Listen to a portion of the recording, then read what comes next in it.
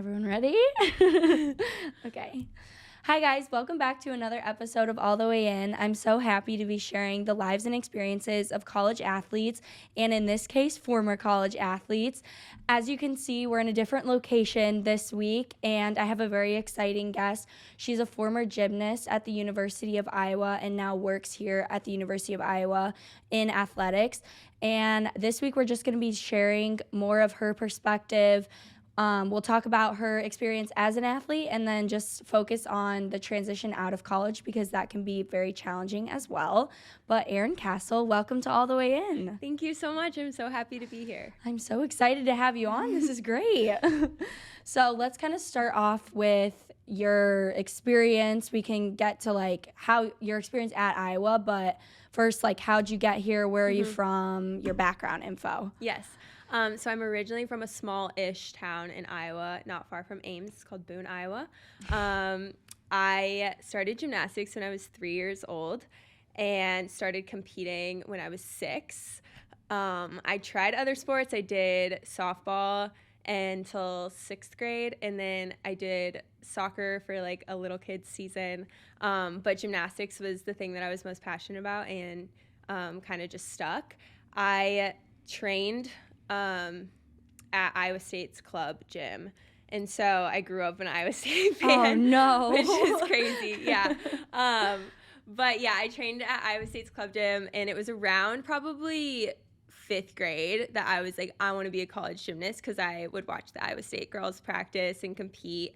And so my freshman year of high school, I ended up switching to a gym that was 45 minutes from my hometown in Ankeny, Iowa. And I trained there to, I guess, like have a better chance of getting recruited. So I would leave school every day at noon. I left high school every day at noon. Wow. To go practice from 2:15 to 6:45. 6 days a week. So God bless my parents and the carpool moms, because that was just like a huge investment on their part to even get us to practice. And then it ended up paying off, and I got recruited. I committed my sophomore year of high school, which seems very early. The rules were a little bit different back then, where most people were committing to colleges like freshman year, and those rules have since changed. But I decided to come to Iowa my sophomore year of high school. So, Wow. Yeah. I can't believe you were doing that like so early on. I feel like that's pretty common though in gymnastics. Yes, yeah, you pretty much have to start when you're really little, just because it's just so much like skills that you have to develop at a very fast pace to be able to get to the collegiate level. Yeah, that makes sense. Yeah. Were your training like lengths super long? Like your were your practices like super long if you're leaving school at 12? Yeah, so I left at 12, and then we would like meet at the carpool spot at like 12:45ish, and then we'd get to practice like 30 minutes early. So I practiced 2:15 to 6:45. Wow. And then on Saturdays we would practice like 4.5, 5 hours. So it was crazy. And there were so many times that my parents were like, "You can quit if you want to," and I just couldn't. Like I wanted to be a college gymnast, and I like was so passionate about it that it wasn't hard to work. Yeah, that makes sense.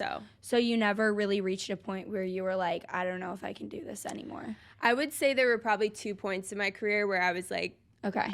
Strongly considering quitting. The first one was probably my freshman year in high school, like right before I switched gyms, just because I was kind of at like, there wasn't much more growth I could do at the current gym that I was at. And so it was like, if I couldn't make the switch to the other gym, which was a lot of like to leave school early. It was a lot to figure out to like leave school early and figure out like me and my parents both work full time. So like figure out how to even get us to practice. If I wouldn't have been able to do that, I think I would have just been done. But that would have like felt like a failure because I wanted to be a college gymnast. And then the other time was after my freshman year of college. Okay. It was just a rough year, and I came home from college, and I told my parents, I was like, I think I'm done, and they're like, no, you're not. So, but I'm so glad that I worked through that, just because the 3 years after that were so rewarding. So Yeah, that's incredible. Yeah. I'm curious, like, what your high school experience was, because obviously you're missing school a lot. That's a lot of training.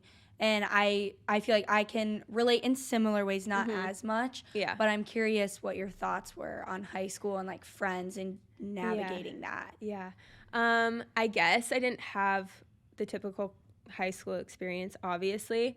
I think, like, I wish I kind of would have done high school sports, but I also was just, like, so invested in gymnastics that it didn't really feel like I was missing out on a lot because all of my best friends were my teammates. Yeah. So the only thing that really made it difficult was that all of my teammates went to different schools. So there was some, like, from the Des Moines area and some from, like, other schools around my area. And so my best friends all went to different high schools, but I was with them more than I was at school. and so, yeah, it was just a different experience, I guess. But I think I kind of had the mindset that it was what was going to get me where I wanted to be. So yeah, that's so fair.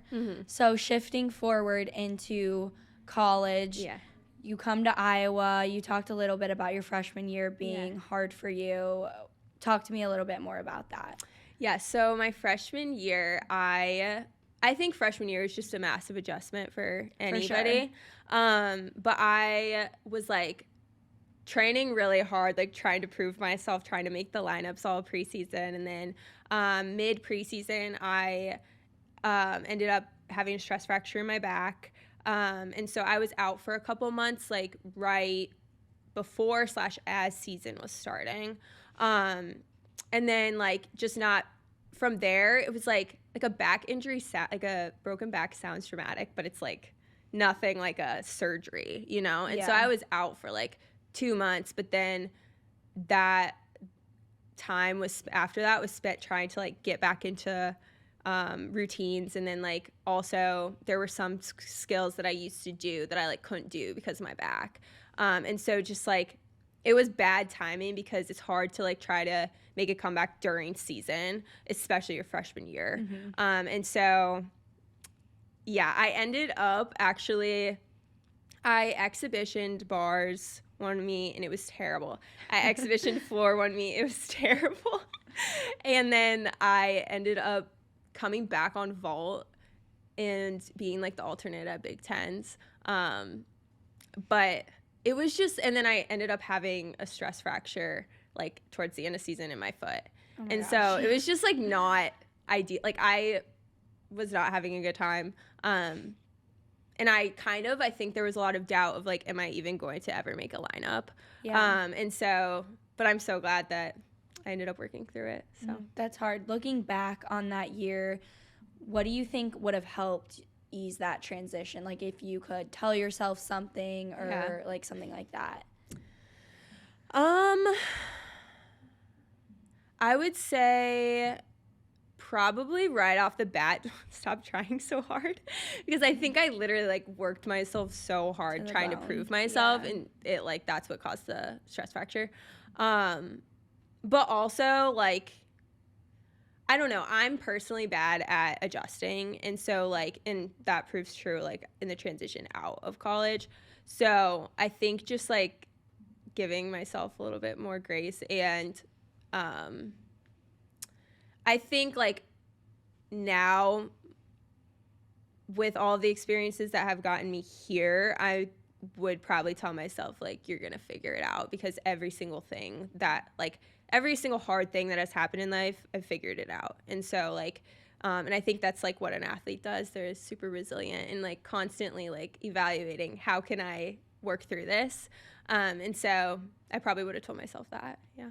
What advice would you give freshmen that are, like, similar to you, kind of struggling to get in the lineup, or like maybe not traveling and, like, struggling with that mentally? What advice would you give to them? Yeah, I think, at least for freshmen, like, use your first year as kind of an opportunity to learn the culture of the program, like, learn from the upperclassmen of, like, what it does take to get into the lineup, and understand that you have 3, maybe 4, in some cases, years after this to continue to contribute and grow.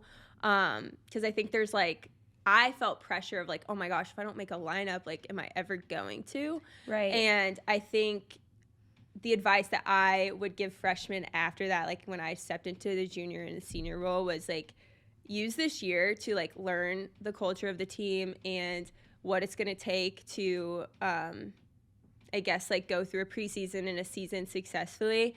And all you can really do is your best. I think also finding other ways to have a role in the team that's like not performance based is really helpful, because like if you're able to, it kind of takes the pressure off of like, okay, my performance is the only thing that matters to this team. Like there's a whole bunch of other leadership roles that you can take on, that are still contributing to the greater team success that are not performance related. So if you can figure out a way to have a role that's crucial to the team, but like maybe might not be performance based, I think that helps a lot too. Yeah, that's so true. I was just thinking too when you were talking, like, even there's so many ways for you to contribute and bring like so much value outside of playing time and starting and like that kind of more performance based role.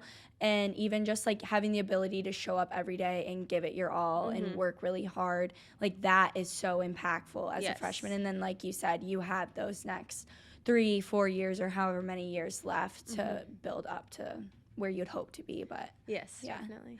So moving forward into the rest of your experience, kind of outline like how that went for you and what that was like. Yeah. I look back on my time as an athlete here with so much gratitude, I think, just not only to be a student athlete at the University of Iowa, but also to have been on the team that I was on. Specifically, like, my teammates. I saw this TikTok the other day that was like, everyone talks about their childhood best friends, but no one talks about the friends you make because your coach recruited you to the same school. And that is so true, because we honestly had such an incredible group of girls when I was on the team. And I think it's really rare to have a group of people that like, you have the same goal and you like know how to get each other there in a way that's like, okay, I'm holding you accountable, but I'm also supporting you as you like try to reach that standard. And I think that like everybody was just so on the same page and like knew where we were trying to go. And it really contributed to the success of our team, especially my junior and senior year. And then aside from all of that, just like the memories and like the trips and like, I don't know, it was just a really good experience that I'm very grateful for. So yeah, I was going to say, kind of looking back on your experience as a whole, what do you remember most about it? I think I'm just like grateful for the opportunities. I would say if I were to pick a couple of moments that I like were my favorite moments of my career, the first was probably when I was a junior. So junior season was like kind of my peak. It was when I like started to get kind of good, but we competed at Iowa State, and so that was really cool just because all my family and friends were there, but also like I said, I grew up watching the Iowa State gymnasts, and I would go to Hilton Coliseum and like watch them compete, and to be able to be the gymnast that's competing in that like same environment was so cool. Like I usually get nervous for competitions, but I remember that competition, I was like, there's literally no way it's gonna go bad because I'm here. And so you made it. yeah, and it was like one of the best meets of my life. So that was one of my favorite moments. And then the other one was my senior year. So my senior year, we won the regular season Big Ten. And the meet that we won it at was terrible. Like we'd beaten everybody except for Michigan, and we like somehow beat them that meet, but we did so bad and they had like 2 falls. So we won the regular season Big Ten, but like that season and then like Big Ten championships that year, everybody was just doing so well, and we ended up like falling on the last event, but like everybody was doing so, like that was some of the best gymnastics I've seen this team do. Yeah. And so like just being a part of that team when like on the regular season Big Ten championship team was another one of my favorite moments. Yeah, that's cool. Yeah. What advice do you have for athletes that are struggling with their identity being in their performance? Yes. So I would say, first of all, the concept of athletic identity, I think that when you are a college athlete, the level of investment you have to give to your sport is insane. Like, it's at a very high level. So there's no way that your identity cannot in some way be in athletics and being an athlete. So I think that first it's like important to kind of normalize that. And then second of all, I think what is helpful, like while you're an athlete and then as you transition out also, and then you no longer have your sport, is that there has to be something in your life that's like bigger than yourself that's grounding you. Whether that be like your family or like a faith of some sort, or like some sort of core values that are unchanging regardless of how your performance is. Like, you have to have something in your life that is going to be constant when your sport is not. And I think that if you can find that, like, I was very much a gymnast, and that was how I made all my decisions revolved around like gymnastics basically. But my parents always said faith and family come before gymnastics every time. And so I think being able to lean on that throughout my career, where like regardless of how I performed, it's like, okay, I know that my family is always going to be there. I know that I'm always going to have my faith, and I know that I am these things that are unrelated to my sport. I think if you can find that somehow, it'll help you not only as an athlete and not only as you transition out, but in a lot of areas of life. So yeah, I was going to say too, is there anything else that you think, like you talked about faith and family, that helped you be like the happiest and most successful throughout your time? Because obviously, like you said, it's so challenging. Yeah. And I think everyone, like at some point, even if you do have yourself grounded in other things, like similar to you, like my faith is very important to me, but you're going to go through struggles with that. Yeah. And so like, how do you bring yourself out of that? Yeah, I think, I mean, it's hard because it's not something that's just unique to athletics, where like there's going to be times in life where things are not going the way that you thought they were going to go or the way that you want them to go. And you're like leaning on your faith, but you're losing it kind of, because you're like, what the heck? But I think that that's kind of where faith comes in. But I also think like as far as things that helped me be the happiest like athlete, or like my most successful version of myself, it was a trial and error process. Like, I was such an anxious competitor, and my freshman year, like if you put me, like when I went into those exhibitions, literally like so bad. It was like I like fell apart. But it took like so many different like trial and errors, like, okay, maybe I'll try thinking about this, or maybe I'll try approaching it like this, and failing. But then like each time I got closer to like figuring out what worked for me. Yeah. And I think the only way that you can figure out how you perform best is just to like keep trying. And I like, it's kind of hard because at some point they're like not going to give you more opportunities. Right. But yeah, I think that. And then also obviously like leaning on my teammates and coaches for their support. And then I would say kind of going back to like finding a role on your team that's like unrelated to your performance sometimes helps you perform better. Like when I would, you know, talk to the freshmen before they compete, like, or talk to them before they do a routine in practice, that made me like kind of, it reminded me of that I need to approach my routine like that as well. And so, yeah. Yeah, that's a really good point. I feel like, too, in doing that, I've done a lot of the trial and error experience, and it can be so frustrating sometimes. But it's also hard, too, because you, like, look at your teammates and you're like, oh, this works great for them, but that does not work for you. Yes. Or you, like, look at people, and sometimes when I was, like, struggled a lot with my anxiety, like, why does no one else, like, have a hard time? Like, you're not nervous. You're not about to throw up before the game starts. Like, what is going on? Yeah, no, it's hard. It's really hard. But I would say, like, don't look to other people. Like, you have to figure out what's gonna work for you. And you will figure it out. Like, because you know yourself best. So, yeah. if you could go back and talk to yourself as you were going through your 4 years and kind of at all your different stages, what advice and what things would you tell yourself? I think as far as like competition and performance goes, I would tell myself to chill out, and not take myself so seriously, and that like if you work hard, like I think good things happen to good people that like work hard. And so if you work hard, like you're gonna be fine. Like I ended up being fine. I ended up competing 3-4 events. So I would tell myself that, and maybe that would give her some reassurance.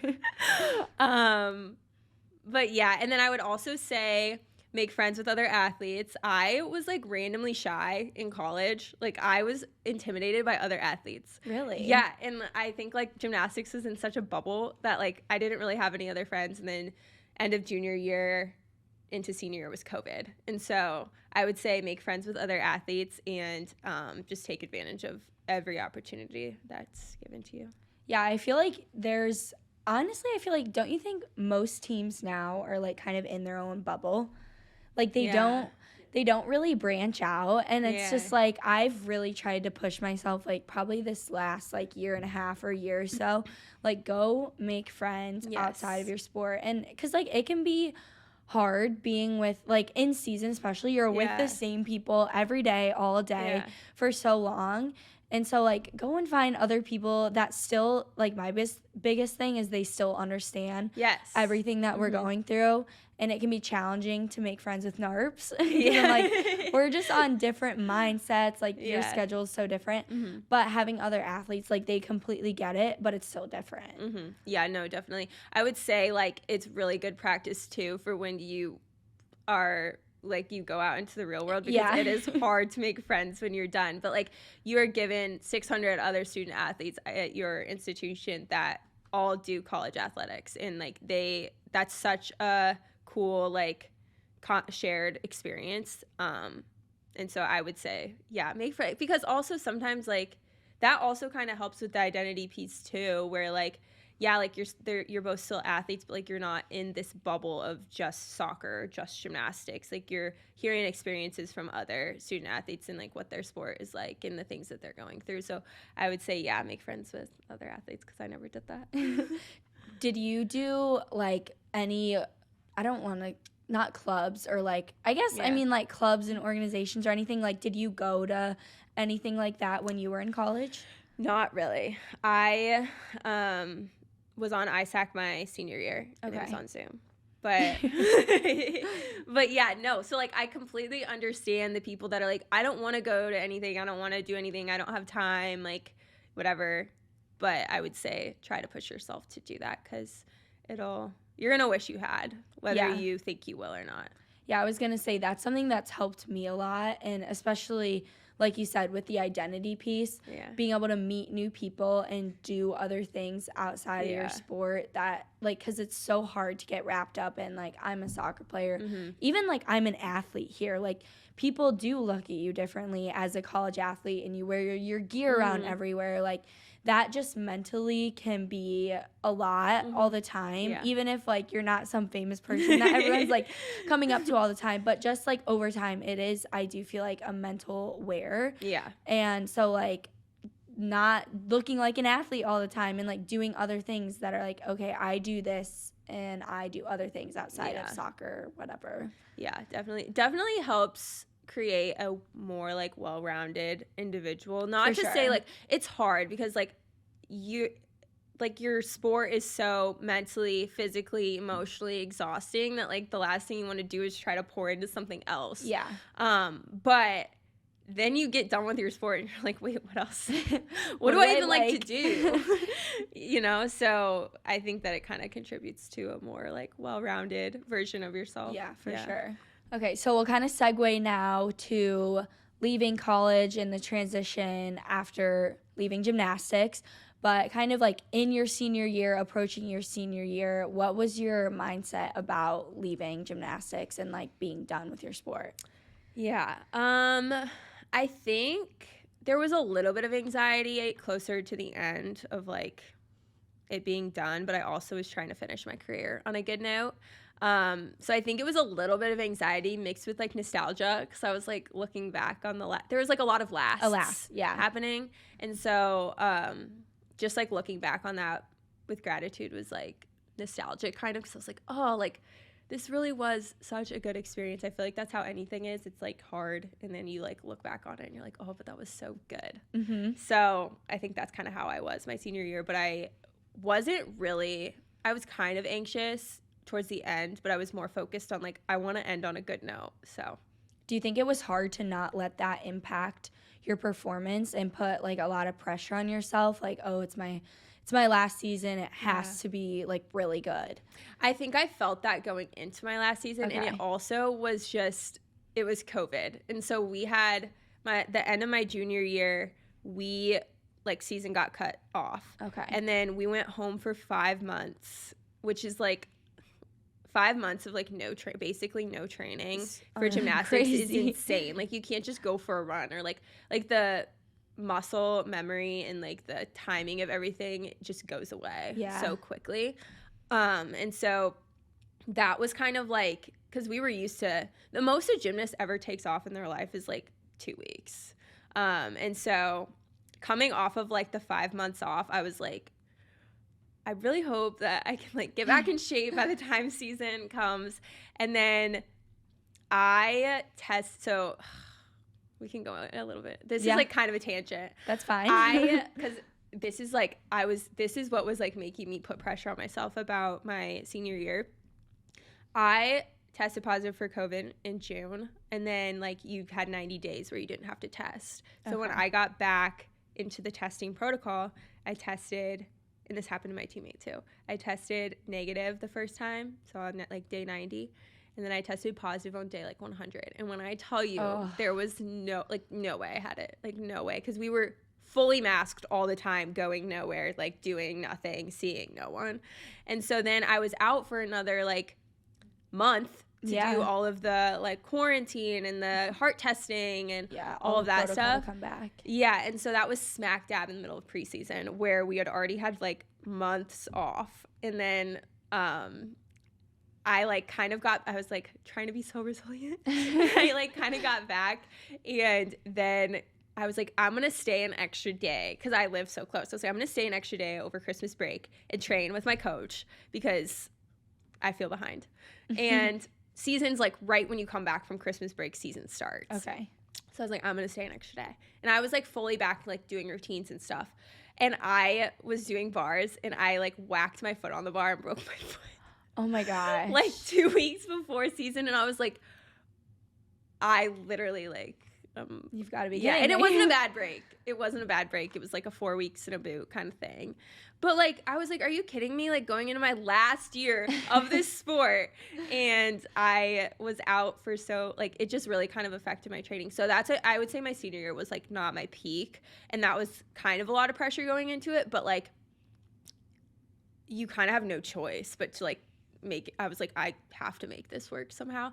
So relied a lot on like previous competitive experience, I guess, and was just like, this is gonna have to figure itself out. And I ended up competing bars, beam, and floor my senior year. So and it, like looking back, it ended like I wouldn't have changed the end. I wasn't as good my senior year as I was junior year, or like as consistent, I would say, but it ended up working. So do you feel like at this, like that point in your career, your perspective had kind of changed, and you're like almost looking at things like knowing I'm going to enjoy this experience like way more with my teammates and like stuff like that, versus, oh, I'm going to look back and remember I didn't land this and I performed amazing like then. No, definitely. And I think once you're a senior too, it's like, I think my mindset shifted where like, yes, I want to end on a good note, but I also have 4 years of experience that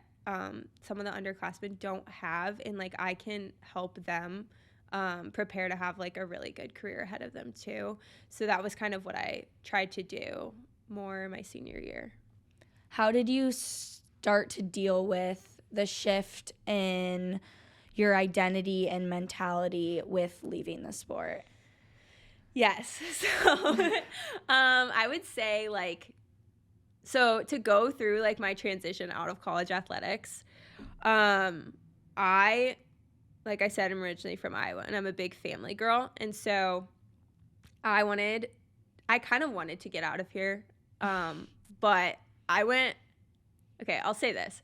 For any person leaving college and going to a job, like not an athlete, it's a big transition because like in college you are in a bubble of all your best friends, and like you're living, like you're going to class, you're going to practice, you're like doing whatever, and it's just like a bubble, and then you have to figure everything out when you leave. So it's like a big transition regardless.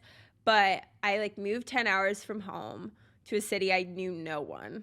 And then I started grad school, working 3 jobs, and then like the whole, I guess like there was a lot of FOMO going on because my best friends were a year younger than me. Okay. And so they were still here living this like life that I was so comfortable and familiar with, while I was like living the most uncomfortable, unfamiliar life, and trying to adjust. And then I think also like the like working out and like body image stuff was a lot to figure out too. So it was like a taste of freedom I hadn't had in a while, and it was that was really good.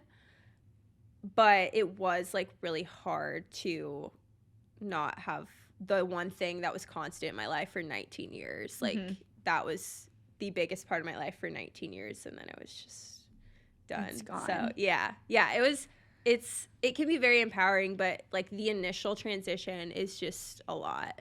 And it was for me because there was like a lot of big changes happening all at once. So yeah, that makes sense. I feel like even just like thinking about not having that part of my life anymore sound just like so scary.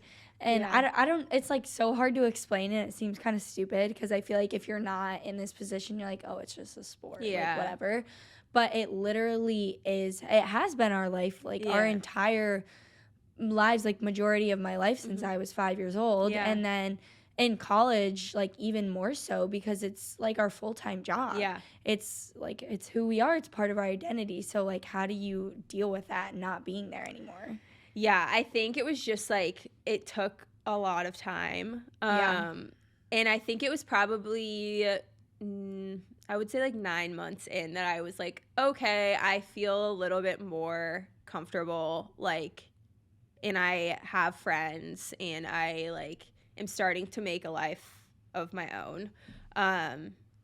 But yeah, it's like it's just like a complete adjustment. So even like making friends, like with athletes, your teammates are your best friends, and they're made so quickly because you spend so much time with them. Whereas like if you meet someone and then you go get drinks with them, or you like go get coffee with them or whatever, that's like an hour, and then you like are also so busy with like a 9 to 5 or grad school or whatever that like you're only meeting up like maybe once a week, and what do you really know about that person, you know? And it's just like a lot more of a process to make friends, I would say. But yeah, it's a lot. No, that sounds, I've talked about that with my roommates too, because all my roommates are older than me. And one of them, she just moved back home. And she's like going to be entering the real world. And then the other 2 are going to be seniors next year. I'm like, and they're like, I don't want to have to make new friends. Like, that just sounds terrible because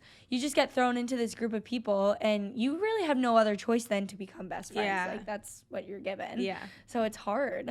And I would say like, if you're like going into a huge life change like that, like beforehand figuring out the things that are like, again, going to ground you, or like the things that are constants in your life. Like, do you like, I don't know, do you need to find a gym? Finding a gym to go to, finding a church to go to, finding some sort of like coffee shop to go to all the time, or like things that can become consistent that are like kind of replicated from the life that you're living now, that you can like get ahead of and prepare for as you like are moving to another city or something. I think that kind of helps. That definitely makes sense. Kind of going off a little bit what you were saying earlier, but how do you feel like the transition for you has been with like not necessarily time management, but I feel like just going from the shift of basically having like every second of your life planned for you, like based through athletics, to then having that all gone, and like you kind of have to be like, not that you weren't self-motivated before, but it's just like in a different way. Yeah. I would say as far as time management goes, you have those skills, but it's just like kind of like you said, it's not forced anymore. So I would say kind of focusing on making habits is really important. So like whether it's working out, it's like if that's something that's important to you, then like finding a place to do that or finding a consistent time to do that, because that was what you were doing when you were here. Like you had a consistent time where you were going to practice or a consistent time where you were working out. Right. So if you can like replicate that again, I think that sometimes helps. And then like, yeah, I don't know. I would say I was so busy that like my days were kind of like I had to be here for this long and here for this long. It was kind of the same thing. Similar, yeah. But now I guess like now that I'm in an actual job and not in grad school, it's just like finding the things that I need to fit into my day and like making sure that they happen regardless of anything else that happens in my day. And it's still hard. Like sometimes I don't get a workout in every day. Yeah. Or like I don't do all the things that I want to do. But if you can try to make habits, then then they become mindless. Yeah, a little that bit. Makes sense. Yeah. So kind of going off of working out, and I know you touched on it a little bit earlier, but like as much as you're comfortable sharing, what was the transition like from being post-athlete, figuring out, okay, like now I can do whatever workouts I want, and like you have full control over that. So how was that transition for you? Yeah. I will say first that it's so cool to be able to do like whatever you want to do and be like working out and not having to like kill yourself dry heaving or like like pushing yourself as hard as you did when you were an athlete. Like that's such a blessing, honestly. Like that's something that is really cool about and you get to try new things. Like you could try a cycling class, you could like find different things that you enjoy that isn't the kind of training that you did in your sport. I would say like my transition, that was something for like the working out portion was something I was very worried about. Like that was probably the one thing that I was like very worried about going into it, because I'm like lucky that I didn't have any like really bad eating disorder things or like body image things that a lot of gymnasts do. But like body image is like a thing for gymnastics and like something that you just think about because you've done the sport for so long. And so like I think the concept is more like, okay, if I'm training so hard right now and I look like this, like okay, I look like this, and then it's taking this much training, like I'm conditioning, I'm practicing, I'm doing all of these things, and this is how I look. If I take that away, like I'm gonna blow up. Like that's what my brain was saying. And it's like, how, if I'm doing this much and look like this, like how, if I take away that, what is that gonna look like? Was my fear. I think it took me a while to get to the point where I was like, I feel very like happy with my workouts and happy with how I look, and that was as a Division I college athlete. And so like if I'm working, like practicing 3 hours a day, doing weights twice a week, doing conditioning in practice, like doing this excessive amount of training, and I look like this, and then I take all of that away, like what is that going to look like? And so I remember giving myself an intentional 2 weeks off after season, and then I was like, okay, you need to start again. And so I remember doing like, it didn't feel like anything I was doing was enough, because I was like, oh my gosh, this still is nothing compared to how I was training as an athlete. And I like burnt myself into the ground. It's like I would do like an hour YouTube workout, and then I was like, that's not enough. I need to go run. Or you walk into a gym, like the difference of walking into the weight room at Carver versus walking into a normal people gym. I was like, I don't know how to function here. Like I feel like I'm not supposed to be here. And so that was kind of a process, but I'm here to say that like any female athlete that's worried about that, like your body is designed to kind of maintain itself, and like finding ways to move and like move your body because it feels good and it's going to help your mental health, or it's going to help, like as an athlete, you're used to being active. And so I would say, like, don't get rid of that, but, like, do things that you enjoy, and it's not going to, like, you're not going to change that much. Like, Yeah. you're literally not going to change that much. Like, you might lose some muscle, but you also might not. But, like, doing a workout an hour a day is going to be enough, and you're not going to blow up and get fat or do whatever unless you're, like, eating like crap and drinking all the time and, like, treating your body like trash. If you're moving your body and being active and doing things that you enjoy doing and not doing it because you're scared you're no longer going to look like the collegiate athlete that you were, like, don't be afraid that you're going to look different, because your body maintains itself and it ends up working out. Yeah, that's very true. Do you think the gym was intimidating for you coming in? Like, have you seen the TikToks that are like, it's the most humbling experience being a college athlete and going home for winter break and training in a normal gym. And people are like, what is this girl doing? Like, she's, you're like with bands like over here and like whatever, you look crazy. But then like you go to a normal gym, like you said, you're like, I don't know how to work out like a normal person. Like, I do all these jumps and these weird things that no one else does. And like, how do you not train as an athlete, because we're so sport specific, like very specific training that we do for our sport. So it's like, how do you not do that? And I feel like as females, like, it might be a little easier for males to kind of like transition in that, but I don't know. I think it is hard, because I think that's why a lot of girls end up going the workout class route. That's fair. But it's hard to like know how to create workouts for yourself, because everything that you've ever been given was like designed for your sport, and it's also, you've never had to make anything up. Like, the workout has always just been there for you. And so there's a little bit of like grasping at straws with that. I am in the process of getting my personal training certificate, because I like want to learn how to program workouts. But I think it's like, it's kind of just, I would say, as far as like confidence in the gym goes, you don't need to be intimidated, even though like it's very valid to be. It's like if anything, you probably know how to do the movements better than most people. So that's true. How do you find like other things, or I guess even just like be able to release the competitiveness, because now you don't have your competitive outlet, essentially your sport, and like that's where you really like use that edge. So then like I was kind of talking to my one roommate, Zoe, who is moving home and like being a big girl now, and she's like finding things that like fulfill my competitiveness has been really challenging. I would say it is really hard, because it's like you're so used to, there's nothing that like I have come across, not that I don't like, I'm not super passionate about my job, but like there's nothing that I've come across yet that I'm like, oh my gosh, I'm as passionate about this as I was about gymnastics. But I would say like get involved with like sport leagues in whatever city you're moving to. There's so many. There's like sand volleyball, there's like pickleball, or like there's running clubs, or slow pitch softball. Like there's so many different, especially if you're in a city or in like a place where there's a lot of young professionals, there's a lot of people that do that. So I would say try to do that, and then you can be as competitive as you want, and then they'll be like, were you a former athlete? Because you're so athletic.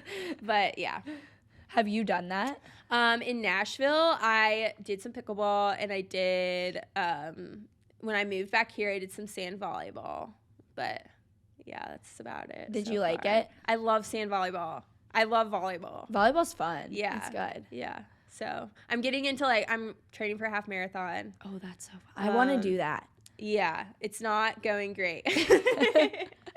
But I am training for a half marathon. You just have to find things that are like, and that's the first thing that I've been like, oh, I feel like I'm working towards something again, of like a goal physically.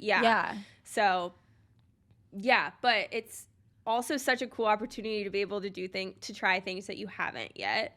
So I would look at it that way, instead of like, oh, I don't like my sport anymore.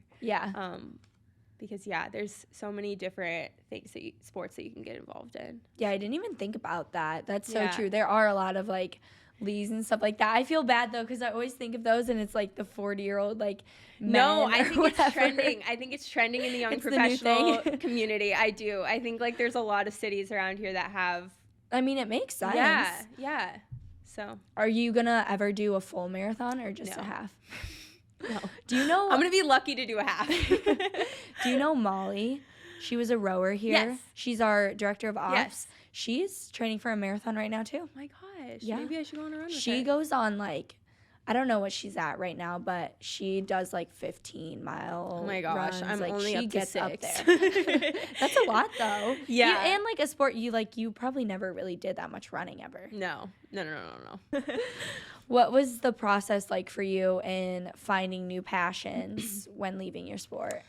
I feel like I'm still trying to figure it out. That's fair. Yeah. And I think I was telling one of my friends the other day that I feel like for a lot of people, like I didn't have a classic like growing up experience where I was like, I feel like a lot of people like will dabble in things and like participate in high school organizations and participate in high school sports, and like then they get to college, and then if they're not an athlete, it's like they're figuring out what their passion is and what they want to make a career out of. Versus for a lot of college athletes, you find something that you're so passionate about and want to work so hard at from a very young age, and then you have this whole career, and then when you're trying to figure out a new career, it's like that passion and that career ends, and so then you're trying to find something that was like comparable to the amount of like investment that you put into your sport. And I think like it's hard to, like I said, it's hard to find something that you like. It was easy for me to work hard at gymnastics, so it's hard to find something that but I hope I find it someday. Again, No. like not to say that not to say anything about like my job or anything, but like it is just a different level of investment. And For sure. Yeah. Well, I feel like that kind of makes me think of like our conversation earlier, why it's so important to be like doing things when you're in college and trying new things, meeting new people, like all that different stuff, like figuring out while you're in college, okay, what am I passionate about? What do I like, who am I outside of a soccer player, outside of a gymnast, like whatever sport you are. Yeah.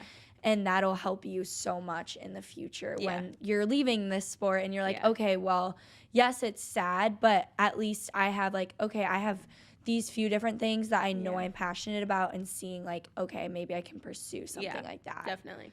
So obviously being an athlete, you are very goal-oriented, but all those goals are like usually inside of your sport. Yeah. So now how do you find goals and do goal setting that aren't sport related?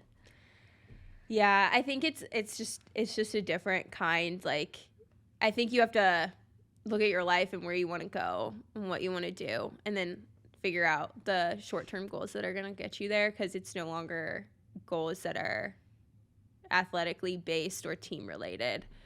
So if it's like, I always set this goal and I never meet it, like waking up earlier or something like that, like just day-to-day things that are going to make you a better version of yourself, or like running half marathon or something like that, setting goals. I try to like set goals each year of things that I want to accomplish, so like I think that that's a good practice of like thinking about where you want to be in a year and then what you need to do to get there. Yeah. So. I feel like just hearing you talk and like thinking, I'm like kind of foreshadowing in my brain, like me being in your shoes. But I feel like in a lot of ways you almost have to, and you can tell me if you disagree or not, but you almost like have to have some sort of like physical goal in a way. Like I'm going to run a half marathon, or like I'm going to do this, because I feel like without that, like we'll never be satisfied. Yeah. I think that that's very true for a lot of people, because it's like, and I think I honestly think it's a good thing. Like it can be a good thing. Because being active and being an athlete is just like a huge part of our life. And I don't think it's bad to continue that in other ways, whether it be like joining a league or whether that be, like half marathon or like getting a PR in the gym or like trying an Orange Theory class or something like that. Like, I think those are good things that lead, like, they contribute to a quality life, honestly, which I think is the goal. So what do you think is the biggest lesson you've learned from being a college athlete? Oh my gosh, so many. I would say probably the concept of like commitment, and then commitment to like something that is greater than yourself, like something that like contributing to something that is bigger than yourself. So like I guess commitment across 19 years of a sport and like all the like ups and downs that come with that, and being able to persevere through those, I think can apply to a lot of different things in life. But then also like being committed to a program and a team and the goals that we're trying to achieve as a team. And then like, what does that look like for, like, what am I going to have to do to contribute to that? And sometimes it's not going to be what I want to do, but choosing to do what's in the best interest of the team, I think, is something that's it applies to like a job, it applies to family, it applies to relationships. Like, I think it applies to a lot of different areas of life. So I would say probably commitment, and then maybe leadership too. Just learning how to work with people from all different backgrounds and walks of life, and like effectively communicate with them in a way that is going to build them up and keep them going instead of like tearing them down. And then like what accountability looks like as far as like, okay, I'm holding you to this standard, but I'm also going to support you on the way there. Yeah. I think that applies to a lot of different areas of life too. So I would say those are two lessons that I'm very grateful to have gotten from my college athletics experience. Yeah, I love those. I feel like, honestly, everything, like our whole time as college athletes is so applicable to the real world. And I feel like people don't, like, I haven't really heard people talk about it, but we're so lucky to have this experience. Yes. Like, yeah, there's a lot of ups and downs with it, but like, even when I like go through hard things and I'm talking to my dad, he's like, you're so lucky to be learning this right now, because I didn't figure this out in my job until like 10 years down the road. Yeah. And like, this is such valuable information to know and understand and be able to like bring with you that majority of the people like will never get, or they won't get until 20 years into their career. Like, it puts you so far ahead of everybody else. Yes, and that's why employers love to hire student athletes, because you have those skills that are kind of just innately, you've been trained in them for however long you've done your sport. And so they don't have to worry about like training you or like that kind of thing. Like, they love to hire student athletes because you just have those that a lot of people don't. So looking back on your career, would you do anything differently? I don't think so.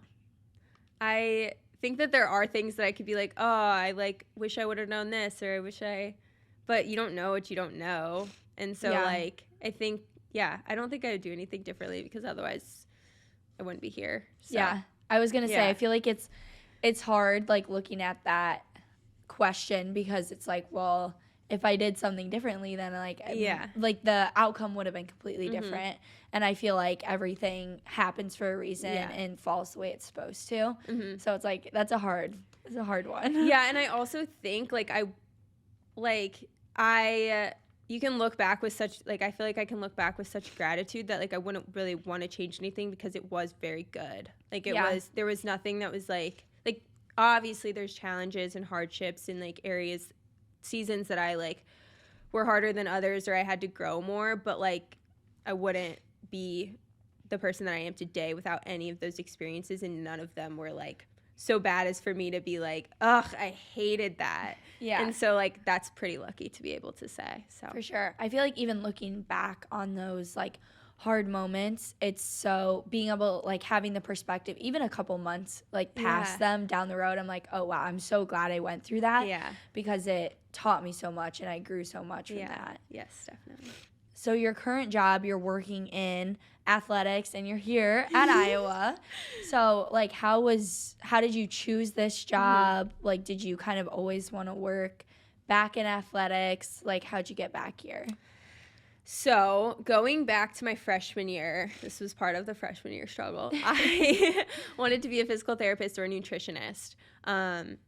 And I could not do chemistry to save my life. Like, I literally was so bad at Chem it. sucks. I hate it. It was so bad. And honestly, like, looking back, I kind of wish I would have. I mean, like, if it were one of my students, I would be like, keep going. But, I mean, it is what it is. But, like, I was getting C's, and that was, like, not good for me. And, like, anyway, okay. So I was like, I can't do this. So I thought about business, but I couldn't get into the business school because had too many credits coming in. And I just wanted to pick. Yeah. It was like too late for me to apply because okay, got it. I had like 37 credits coming in. It was, oh, wow. Yeah. And they all counted. Like, all my gen eds were done except for one. So nice. Yeah. I wish I would have done that. Yeah, it did end up saving my freshman year GPA, so that was a blessing. But anyway, so I wanted to be a physical therapist, couldn't do chemistry to save my life, so then I switched to just general, like, communication studies. Had no idea what I wanted to do. I had a minor in sport and rec management, a minor in human relations, and a minor in event planning. Wow. And because I had time. And so I was a marketing intern in college in the athletic department, and it just didn't really feel like I was, like, helping anyone. Like, I was doing on-game stuff or in-game stuff, and it was cool. It just, like, wasn't really doing anything for my heart. I feel like I didn't feel like that fulfilled. And so just, like, didn't know what I wanted to do. I thought about coaching because I do really like developing people. Like, I like making people better. But I did want to get out of the gymnastics world for a little bit. And so I was talking to my academic coordinator, John Bruno, and he was like, well, you could do what I do. And I kind of, like, laughed at him. But then thinking about what I liked about being on the team, I loved, like, mentoring the underclassmen and helping them adjust to college and, like, just being there to help them grow as people. And so I was like, yeah, like, that would honestly be cool to work in an athletic department with student athletes. So I went to get my master's in sport administration, worked at Vanderbilt and Belmont I went to Belmont University for my master's, and then I worked in student athlete development and academics at Belmont and at Vanderbilt. And then I didn't really think I would ever end up working at my alma mater. Not because I didn't want to, you just don't really think that's going to happen. And this job opened up in February of last year. And I was like, I'm just going to apply because I did want to come back to the Midwest. Just my family's here. And so I just applied, and then I got it in March, and then they let me graduate grad school. So I started end of May. But yeah. Is it funny, like, working with John now and, like, now you guys are, like, kind of equals, and before like, you were his student athlete? Yeah, it's kind of weird. I feel like he sometimes goes, like, dad mode. Yeah, because he knows, like, a lot about you probably. Yeah, I know. He knew me when I was a little freshman. Yeah, he's been through it all. Yeah. But no, it's been really great, so. Yeah. I feel like as I've gotten older and, like, I've started to gain more career experience, I'm like, I just can't imagine a world that I'm not involved in, like, working somehow in sports. Yeah. Like, the passion and just, like, the energy and fulfillment that it gives me, I'm like, I can't not do it. Yeah, and that's, like, I loved my college athletics experience, and I love college athletics in general, but so yeah, it's been really cool to be kind of on the other side of things. And it's also really weird because I feel like it wasn't that long ago, and I'm so close in age to a lot of people that are currently student athletes. So, but I think that kind of helps me be able to, like, relate to them more and know what they're experiencing firsthand. Because I think it's been helpful that everything that they are going through and about to go through, I just went through. Like, I just went through the college athletics experience, and then the transition out, and then the, like, interview process to get a job. Like, so I think that helps me help them. For sure. I feel like that's the biggest thing with, like, staff members that I've noticed as an athlete, and, like, coaches, and obviously coaches play, like, I would hope. Coaches have played the sport before at a pretty high level, but, like, one of our coaches played professionally and, like, in the MLS for, like, 10 years. and he was like a Heisman Trophy winner or runner-up or something, Yeah. which is like the best award you can get in soccer. Yeah.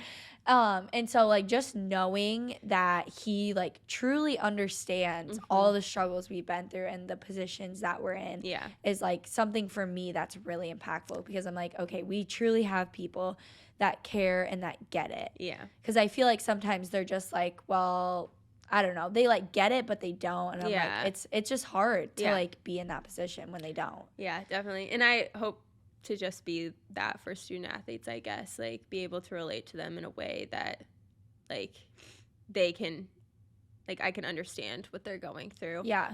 So yeah. For our last question, what advice would you tell yourself before getting into college sports? I would say to take it one day at a time and not get so worked up about figuring everything out. And then I would also say, like, to myself, but also to student athletes that are about to enter college, like, you have the world, especially now, more than even 3 years ago when I was there, you have the world in the palm of your hands. Like, for every aspect of your life, you have some form of support. You have like a nutritionist, you have a sports psychologist, you have a coach that's going to help you be the best athlete that you can be. You have a strength and conditioning coach, you have academic people, you have tutors, you have like money to buy groceries, you have NIL opportunities that if you capitalize on them, like that can set you up business-wise after. Like I would say just take advantage of every opportunity. Because it's going to be gone, and like with that, learn how to function without those things, because all of those things are going to be taken away. So use them and then like learn how to build off of them on your own. And I think like you have to try so hard to fail here. No, literally you do. Yeah. And so like, yeah, just take advantage of every opportunity, because you, as a college athlete at the University of Iowa, you can set yourself up for so much success when you leave here if you take advantage of those opportunities. So, yeah, I love that. Great advice. Thank you so much for coming on. This was amazing. Yeah, of course. Thank you for having me. I'm so honored to be on here, and it was a lot of fun. So. Yes, it was great. Thank you guys so much for watching. I hope you guys enjoyed this week's episode. You can watch or listen to episodes of All the Way In on Spotify and YouTube, and both of those are just at All the Way In Pod. And make sure you check out the Instagram, which is also at All the Way In Pod, and that'll be linked in the description for this video. And I'll see you guys next week. Woo! That was so good.